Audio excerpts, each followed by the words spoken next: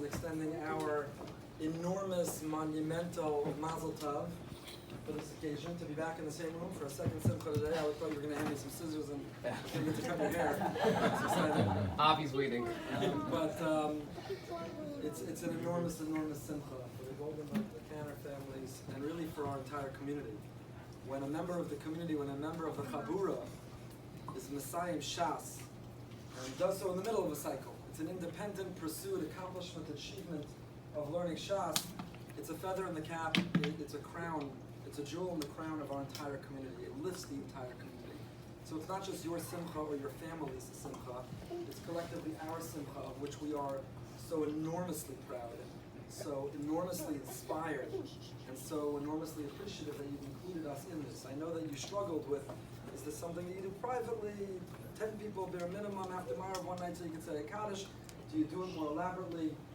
I can't thank you enough for doing it more elaborately, not only for the delicious dinner, but more significantly, for the opportunity to celebrate Torah together with you and this amazing accomplishment. The Ramah quotes twice in Shulchan Aruch that a Siyum, a Sechta, certainly a Siyum on Shas, is a Sudas Mitzvah.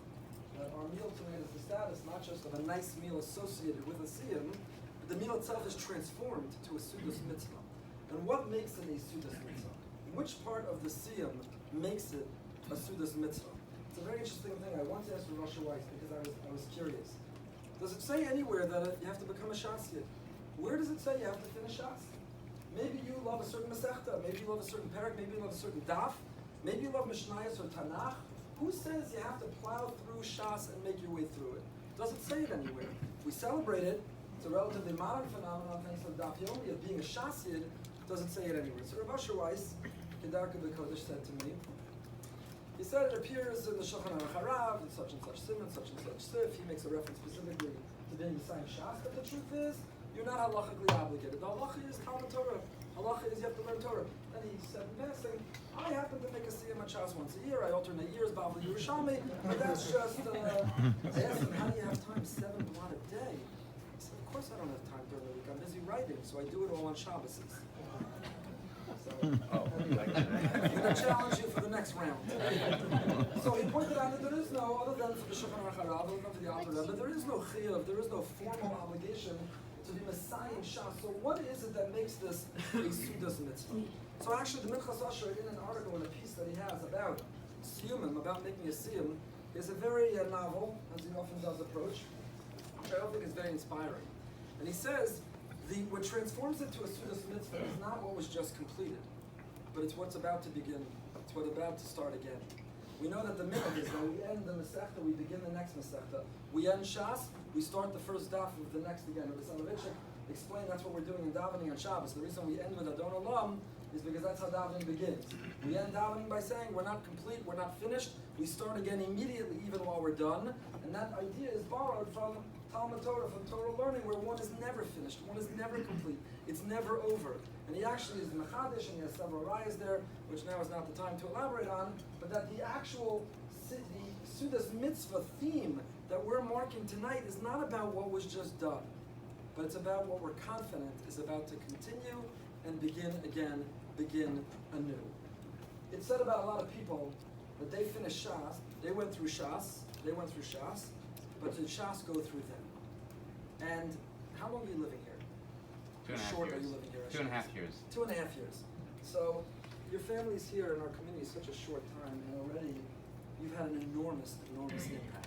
Certainly through your initiatives and the efforts and the explicit leadership you've shown, but I would argue that that is far surpassed by the implicit leadership you've shown.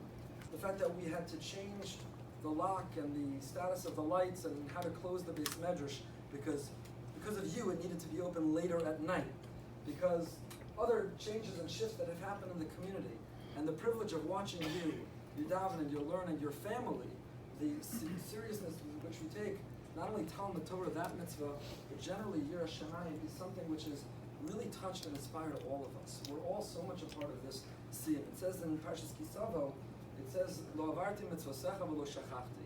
I didn't transgress, I didn't violate any of your mitzvahs, and I didn't forget.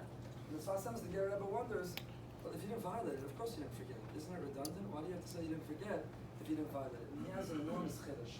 It It's not a chiddush. It's actually the opposite. It's so obvious to us because so many of us struggle with it. But it's an enormous chiddush in the pasuk. He says, very often we can do a mitzvah and we're absent present. We're so mindless in doing the mitzvah, we forget we even did it. We got nothing out of it. We were never present even while we were doing it. So there are two separate statements. Lo avarti mitzvosecha. Check. I did your mitzvahs. But also lo shachachti. I wasn't sleepwalking through it when I did it. I remember having done it. It's left its impression and its impact on me. Lo shachachti. I take it with me. It's almost impossible if you're not an exceptional person, an extraordinary person, to say lo shachachti about Shas. It's very hard. If anyone can call that morning, maybe it's you. But it's hard. But while you may not be able to recall every line of every amud, of every daf, of every mesechta of Shas, there's no question that not only you went through Shas, but we all watched Shas go through you. And we're confident where it goes from here. So really, we want to thank you for including us in this monumental milestone, and not only including and marking what you've completed, but including us with the confidence of what you're going to begin again, what you're going to continue, and how you're going to continue to impact and inspire all of us. So a special mazel tov to you, to your families. Chavar, I haven't seen in a long time, is back. Good to see you. And we should continue to be able to be inspired by you and your whole family for many years. Mazel tov.